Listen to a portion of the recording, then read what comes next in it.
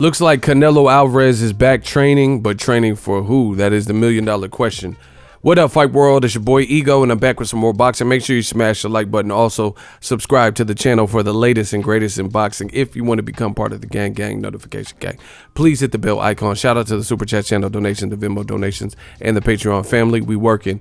Anthony Yarde versus Kovalev on ESPN Plus this Saturday. It's in Russia, so it comes on earlier than most fights in the US. Sign up below. Link is in the description of all my videos, and I am an affiliate with Disney ESPN Plus, so it helps the channel. Now, Canelo Alvarez posted some clips. He is training.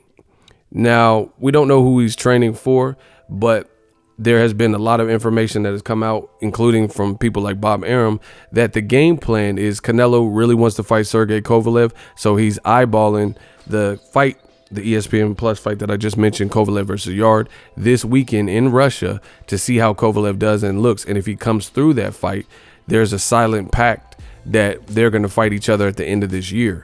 So kind of interesting news to me. I'm not all the way okay with that. Like, Kovalev versus Canelo is a cool fight, but it doesn't need to happen. You know, Kovalev is at 175, and he should be looking at Beterbiev versus Vodstick winner, which is a great fight by Top Rank.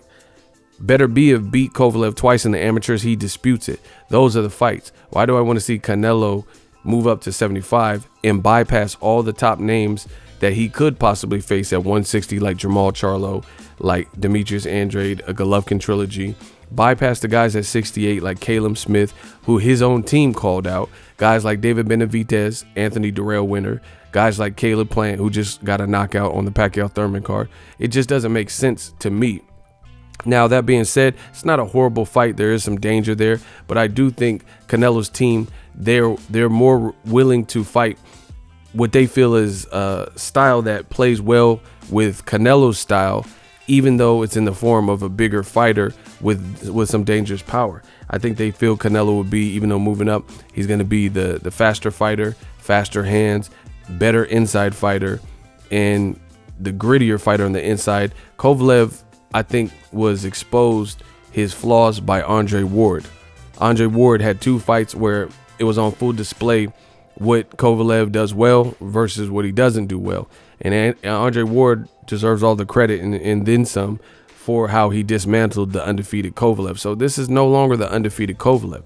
Since the two Andre Ward pair of losses, you've seen Kovalev lose again to Eleider Alvarez, and it was a bad stoppage. He got dropped 3 times. People said Kovalev was done. It was over. Kovalev resurrected his career. He teamed up with Buddy McGirt, great trainer, and he got a win. But he didn't win as violently and as emphatically as Eleider Alvarez. He simply outboxed Eleider Alvarez, which was cool because that was a crossroads fight, and a win is a win. You got to take it how you get it. But it was definitely not like how he got beat by Ward in the second fight, or how Eleider Alvarez beat him in their first fight. Again, a win is a win. I'm not mad at it. But I just feel like Canelo's team is targeting him for that reason, because his vulnerabilities have been on full display, and we know he's stopped before.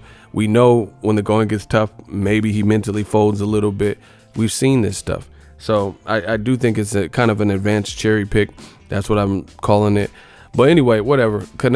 He's training, and that's the direction they want to go. It's going to be very interesting if Anthony Yarde comes through this and wins. Will Canelo fight Anthony Yarde? Because I don't think Anthony Yarde has a style that Canelo's team would want to face. They are, again, an advanced cherry pick. They are picking Kovalev because they like the stylistic matchup.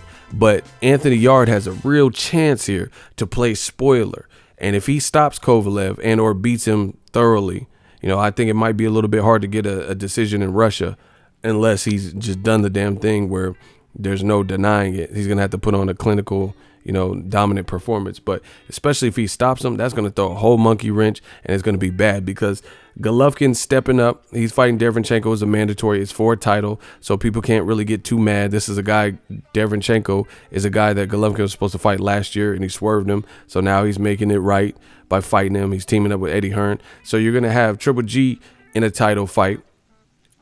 Derevyanchenko was supposed to fight Canelo initially, but Canelo's team stalled around with Kovalev, all for it to fail and them not to be able to come to terms.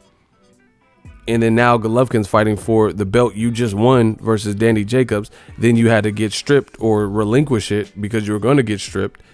And if Anthony Yarde plays spoiler, it's going to be real bad for Canelo because who's he going to fight? He says he don't want to fight Golovkin. Golovkin's fight's going to be announced this Thursday with Derevyanchenko. And if Kovalev, who he has his sights on, loses, then I don't know. What are they going to do? Are they going to keep avoiding Demetrius Andrade? Are they going to pull Jaime Munguia? Munguia is fighting on the Ryan Garcia. They're fighting on the same card.